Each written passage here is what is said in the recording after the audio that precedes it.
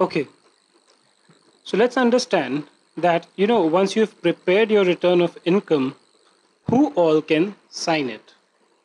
I mean, I assume most of you would have seen returns of income and the various forms that are there. In that form, basically, someone has to sign it. Now, in case of electronic returns, you either have to do a digital signature or you file a physical copy of your return signed and verified in a particular manner in case you are an individual.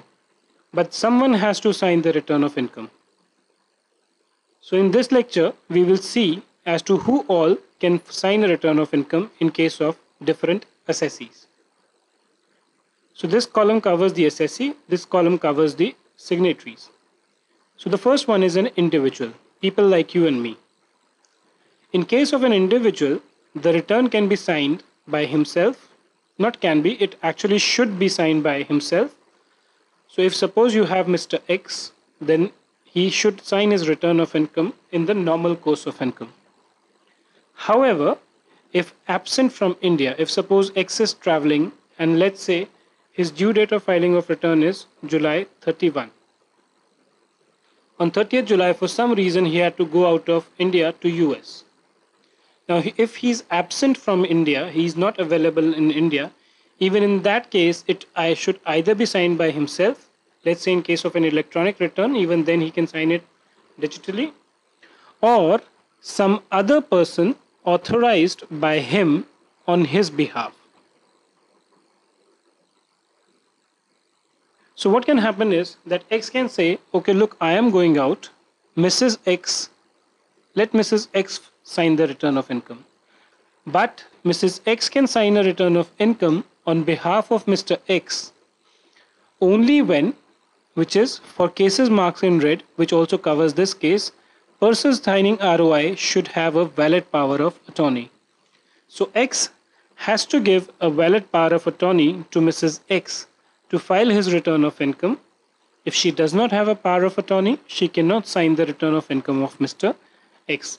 The power of attorney has to specifically state that X has authorized Mrs. X to sign his return of income. Now, what happens in case of an assessee? Say Mr. X is there, he was a nice chap, he was doing very well, but suddenly due to some mishap, he became mentally incapacitated to file his return of income. Or he cannot sign his return of income rather. In such a case, the return has to be signed by his guardian, which could be anyone, father, mother, wife, whosoever it has to be, spouse, anyone, or a person competent to act on his behalf. Again, many a time what happens is that, people make their wills and all, wherein they specifically state that if something goes wrong, then what would happen? Okay, so in that case, if someone becomes mentally incapacitated, then a person competent on behalf of that individual can also sign that return. And if for any other reason a person is not able to sign, then a person authorized by him on his behalf has to sign the return of income. Again, who's signing on his behalf should have a valid power of attorney. The second case is of a company which is a domestic company, which means we know what do you mean by domestic company. It's basically an Indian company or a company whose control and management is based entirely out of India.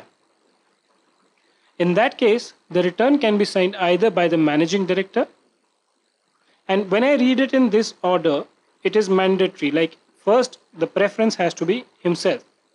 So the first preference is the managing director, or if for any unavoidable reason the MD cannot sign, or there is no MD, by any director of the company.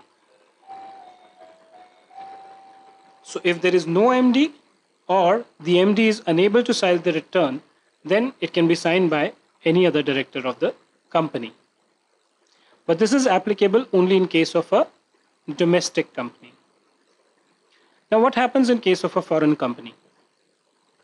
In case of a foreign company, person holding a valid power of attorney which has to be attached with the return of income, can sign the return. So this guy should have a power of attorney, even if he is the managing director of that foreign company. So whosoever has a power of attorney, a valid power of attorney to sign the return of income, can sign the return on behalf of the foreign company.